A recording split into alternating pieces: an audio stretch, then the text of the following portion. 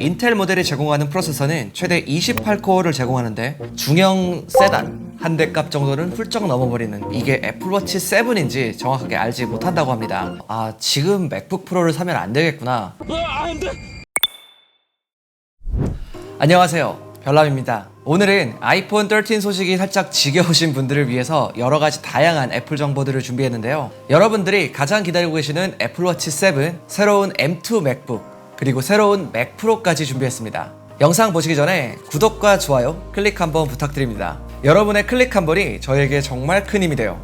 먼저 새로운 14인치와 16인치 맥북 프로에 관한 소식입니다. 블룸버그의 마크 거만은 새로운 14인치와 16인치 맥북 프로가 올 여름에 출시될 예정이고, 또 여기에는 새로운 칩셋이 탑재된다고 합니다. 새로 나온 아이맥에 M1 칩이 들어가서 실망하신 분들이 상당히 많아요. 그런데 맥북 프로에는 M1보다 더 업그레이드된 프로세서가 들어간다고 해요. 이 새로운 칩셋의 이름은 M2가 될지 아직은 확정된 건 아니지만 8개의 고성능 코어와 2개의 효율 코어가 있는 10코어 CPU와 16코어 또는 32코어 GPU 옵션이 있다고 합니다. 그리고 마크 거만은 램도 증가할 거라고 전했는데요. 현재 애플 실리콘 칩이 들어간 맥에는 최대 16GB까지 램을 지원하고 있어요. 그런데 새로운 칩셋은 최대 64GB까지 램을 지원할 거라고 합니다. 램 크루즈 애플이 램을 4배나 늘려줄 거란 얘기예요. 사실 현재 판매되고 있는 이 맥북 프로에도 램은 64GB까지 업그레이드는 할 수가 있는데요. 하지만 이건 어디까지나 16인치 맥북 프로에 한해서만 가능한 얘기고요.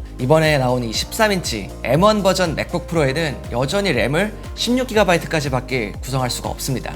애플은 자신이 개발한 프로세서에 굉장히 강한 자신감을 가지고 있는데요. 남들은 다 스마트폰에 12GB, 16GB 램을 넣을 때 애플은 여전히 이 제일 큰 모델을 구매해도 6GB까지밖에 넣지 않고 있어요. 우리는 작은 램으로도 항상 앞서 나갈 수 있다, 이런 마인드가 깔려 있는데 실제로도 애플 칩셋의 성능은 퀄컴이나 삼성보다 훨씬 더 앞서 있습니다. 요즘에는 그 격차가 조금씩 이렇게 줄고 있긴 하지만 어쨌든 애플은 이번에 램 용량과 코어의 개수를 획기적으로 늘리면서 기존 M1 칩의 성능을 크게 능가하는 칩셋을 14인치와 16인치 맥북 프로에 넣을 걸로 예상이 되고 있어요. 그리고 포트에 관한 내용도 있는데요. 최근에 나온 맥북들은 전부 다 썬더볼트만 지원을 했죠. 이렇게 포트의 구성이 좀 단조로운 편인데요. 새로운 맥북 프로에는 HDMI, SD카드 슬롯, 맥세이프 충전 등 진짜 여러가지로 다양하게 포트가 들어갈 계획이라고 합니다. 포트에 관해서는 기존 사용자들의 비판이 제법 많은 편이었어요. 맥북 프로를 사용하는 다수의 영상 편집자나 사진 작가들이 이 HDMI와 SD카드 슬롯이 없는 게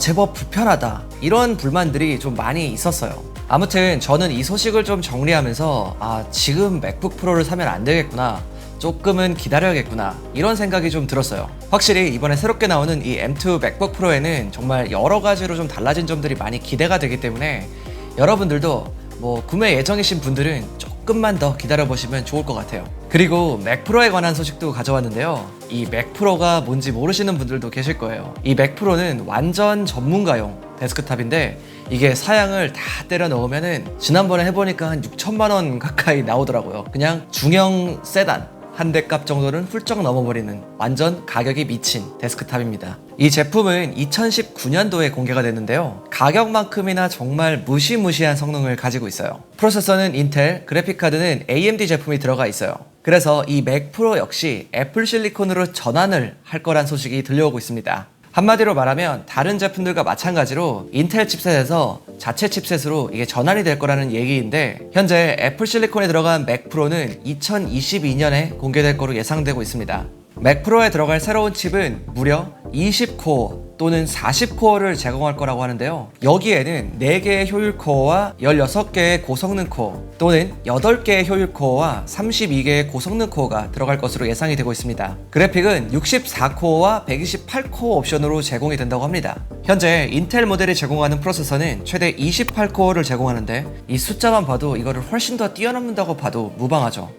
다음은 올 가을에 출시될 애플워치 7에 대한 정보를 가져왔어요. 그동안 좀처럼 애플워치 7에 관한 정보들은 보기가 쉽지 않았어요. 그런데 얼마 전 존 프로서가 이 애플워치 7의 렌더링 영상을 공개했습니다. 애플워치는 첫 세대부터 지금까지 거의 비슷한 디자인을 고수해 왔어요. 3세대까지는 베젤이 두껍다가 4세대부터는 조금 얇아진 베젤이 들어갔지만 전체적인 모습은 거의 동일합니다. 이게 참 디자인이 안 바뀐다 이러다가 이번에 드디어 바뀐 디자인 렌더링이 공개가 되는데 그냥 딱 보기에도 굉장히 달라졌죠. 기존의 굴곡 굴곡진 옆면을 버리고 이제는 옆면이 플랫해졌습니다. 아이폰 12도 그렇고 최근 애플은 이 플랫 엣지 디자인을 다 적용시켜 오고 있죠. 그런데 애플워치는 손목에 착용하는 만큼 아이폰이나 아이패드보다는 좀 더 둥근 옆면을 가지게 될 것 같아요. 그리고 여기서 한 가지 아셔야 될 게, 사실 존 프로서에게 이 애플워치 정보를 준 사람도 이게 애플워치 7인지 정확하게 알지 못한다고 합니다.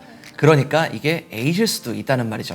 하지만 존 프로서와 여러 외신들은 그래도 이 제품을 애플워치 7이 될 거라고 얘기를 하고 있어요. 그 이유는 작년에 밍치거의 보고서에서 나온 내용 때문인데요. 밍치거는 2021년에 완전히 바뀐 디자인을 가진 애플워치가 출시될 거라고 예측을 했어요. 그래서 새로운 디자인을 가진 이 애플워치를 애플워치 7으로 보고 있는 거죠. 화면 사이즈 같은 경우는 뭐 비슷해 보여요. 이전과 크게 달라진 것 같진 않은데 베젤도 뭐 비슷해 보이고요. 디테일한 부분까지는 표현이 안 된 것 같은데 존 프로서도 렌더링에 대해서 이렇게 말했습니다. 자기도 정확한 스펙이나 기능들을 모르기 때문에 반영이 안 됐다, 이렇게 말이죠. 그래서 이 렌더링으로는 화면 사이즈가 커진 건지 베젤은 또 얼마나 작아졌는지 이런 부분을 판단하기보다는 전체적인 디자인에 주목하시면 될 것 같아요. 그리고 애플워치에 그린 컬러가 추가된다고 하는데 이 그린 컬러가 에어팟 맥스의 그린 컬러와 좀 비슷해 보이죠? 작년에 애플워치 6에 블루랑 레드가 새로운 색상으로 추가가 되었습니다. 그래서 애플은 이번 애플워치 7에도 다양한 컬러를 테스트하고 있다고 합니다. 정확히 어떤 색상이 추가될지는 아직은 모르지만 워낙 제품의 컬러를 이쁘게 입히기로 유명한 애플이니까 이 부분은 기대를 해봐도 좋을 것 같아요.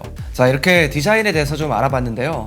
그러면 기능은 어떤 게 새롭게 들어갔을까요? 이런 부분도 굉장히 궁금한데, 사실 작년에 나온 애플워치 6에는 혈중산소 포화도 기능이 들어갔고 애플워치 4세대에는 심전도 기능이 들어갔어요. 이런 기능들로 응급 상황에서 목숨을 건진 사람들도 있는 만큼 애플워치의 건강에 관련된 기능들은 많은 사람들에게 큰 도움을 주고 있는데, 이번에는 무체열 혈당 측정 기능이 도입된다는 얘기가 나왔어요. 당뇨가 있으신 분들은 이게 혈당을 계속 체크해야 되는데 혈당 체크를 할 때마다 체열을 해야 됩니다. 소량의 혈액으로 체크를 하더라도 매일매일 이런 과정을 거쳐야 되기 때문에 굉장히 힘든 부분이 많죠.